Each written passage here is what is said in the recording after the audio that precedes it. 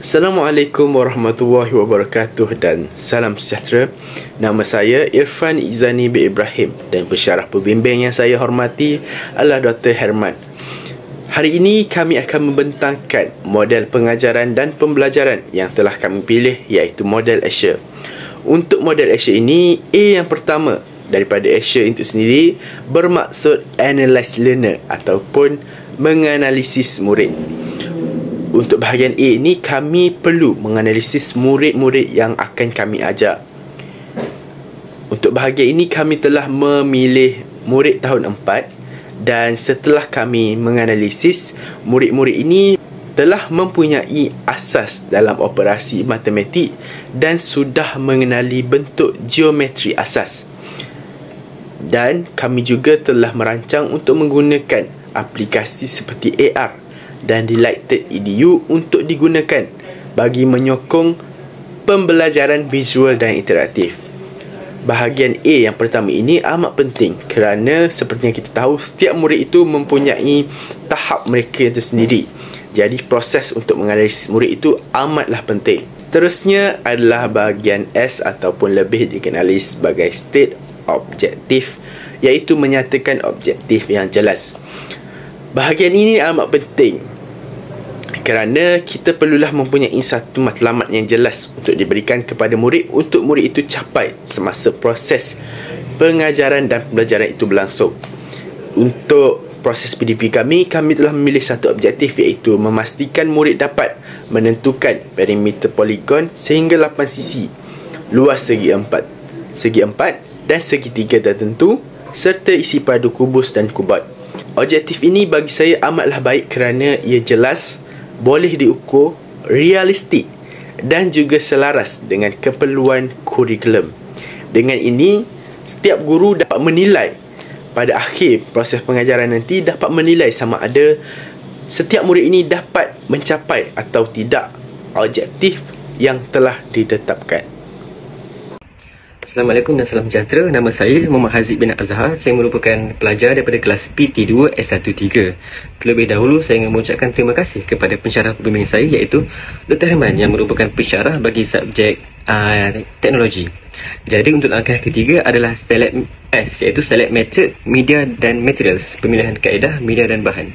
Kaedah pengajaran merangkumi soal jawab, demonstrasi, latihan diri, pembelajaran kooperatif dan inquiry penemuan.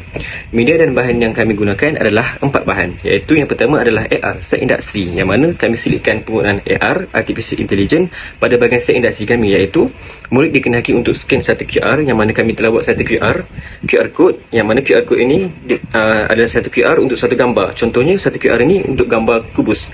Jadi murid tersebut akan keluarkan peranti-peranti mereka dan scan gambar tersebut. Jadi akan keluar pop-up satu gambar secara 3 dimensi. Macam contoh gambar kubus. Jadi kubus tu dia murid-murid boleh tengok gambar tu secara 3 dimensi, yang mana kami perasan dengan kaedah ini murid-murid tersebut dapat pupuk satu pengetahuan awal tentang apa yang akan kami ajarkan pada hari tersebut. Dan untuk yang kedua adalah kami gunakan slide interaktif, yang mana dalam slide ini kami akan menerangkan tentang perimeter, luas dan isi padu secara lebih detail lah, dengan ada formula dan sebagainya. Dan untuk yang ketiga adalah kami gunakan Delighted Education, iaitu satu aplikasi yang mana kami telah buat satu dunia AR dalam aplikasi tersebut, yang mana ada tiga permainan dalam tersebut, iaitu ada tentang perimeter, ada tentang luas dan juga ada tentang isi padu, yang mana dalam setiap komponen ini ada game yang disediakan, yang mana melalui kaedah ini dapat membantu murid untuk lebih faham lagi apa yang kami ajarkan. Dan yang keempat adalah kami ada sediakan satu quiz, iaitu dalam aplikasi, dalam website booklet, yang mana ada 10 soalan, yang mana kaedah ini sangat membantu murid untuk mengukuhkan lagi mereka punya pemahaman tentang apa yang kami ajarkan pada hari ini.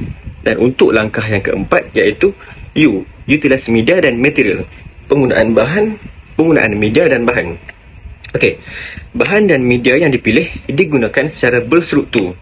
Pertama adalah memperkenalkan konsep melalui AR dan slide, yang mana setelah kami mengajar, kami perasannya bahawa kaedah ini sangat membantu murid untuk lebih faham berbanding kami menggunakan kaedah chalk dan talk sahaja, iaitu pembelajaran klasik.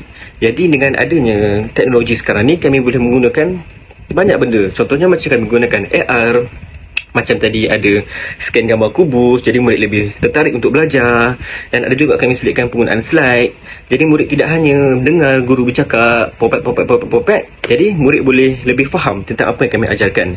Jadi murid dapat berinteraksi dengan bahan digital seperti Didaktik Education untuk mengira perimeter, luas dan isi padu. Sama juga macam dalam Didaktik tu ada tersedia game-game yang telah kami buat. Macam dalam perimeter tersebut ada 6 game, dalam luas ada 4 game, dalam isi padu ada 3 game. Jadi murid tersebut boleh main iPad, guna iPad ke, guna komputer ke, boleh main game-game tersebut. Dan juga kalau nak lebih advance lagi, mereka juga boleh gunakan VR box. Yang mana VR box tersebut mereka pakai dan mereka boleh masuk dalam dunia AR yang kami ciptakan tersebut. Memang sangat menarik aktiviti ini. Dan yang ketiga adalah quiz digital booklet, yang mana dimanfaatkan untuk sebagai satu pengukuhan kepada murid-murid ni bagi memantapkan mereka punya pemahaman tentang apa yang kami ajarkan. Assalamualaikum warahmatullahi wabarakatuh dan salam sejahtera. Saya Muhammad Hazim bin Hazmi dan pensyarah pembimbing saya ialah Dr. Herman. Baiklah, seterusnya saya akan menerangkan berkaitan tentang huruf R yang terdapat dalam model Azure, iaitu Require Learner Participation, yang membawa maksud kepada keperluan pelibatan murid.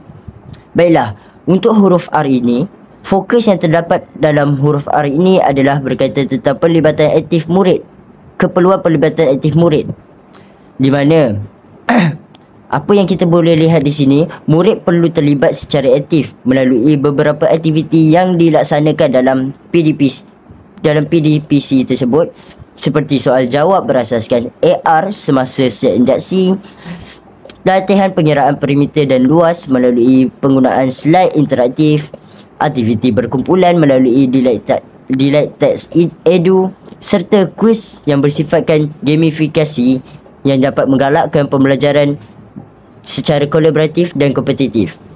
Perkara ini dapat dikaitkan dengan teori pembelajaran konstruktivism yang diperkenalkan oleh Jean Piaget dan juga Vygotsky, di mana teori ini menekankan bahawa murid dapat membina pengetahuan melalui pengalaman aktif dan interaksi sosial.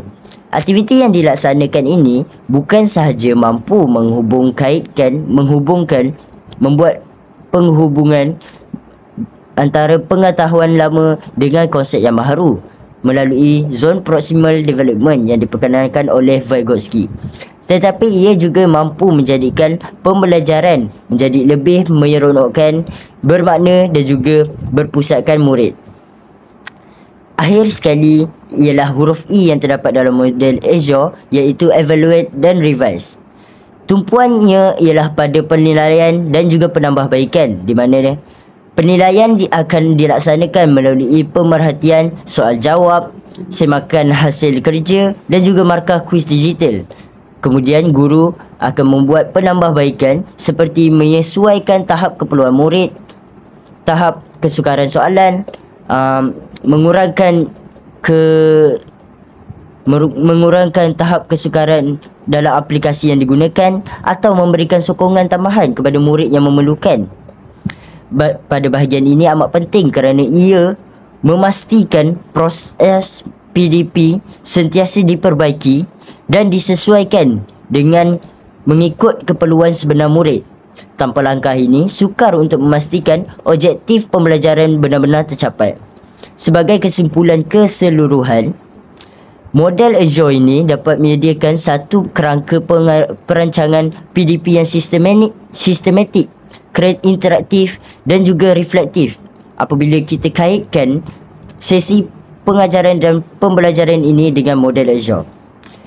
Hal ini kerana model Azure menekankan penggunaan teknologi secara berkesan, pelibatan aktif murid serta penilaian berterusan untuk meningkatkan kualiti pengajaran. Secara keseluruhannya, model ini dapat membantu guru melaksanakan PDP yang bukan sahaja mampu mencapai objektif pembelajaran, tetapi ia juga mampu memberikan pengalaman pembelajaran yang lebih bermakna dan selari dengan keperluan pendidikan pada abad ke-21 ini.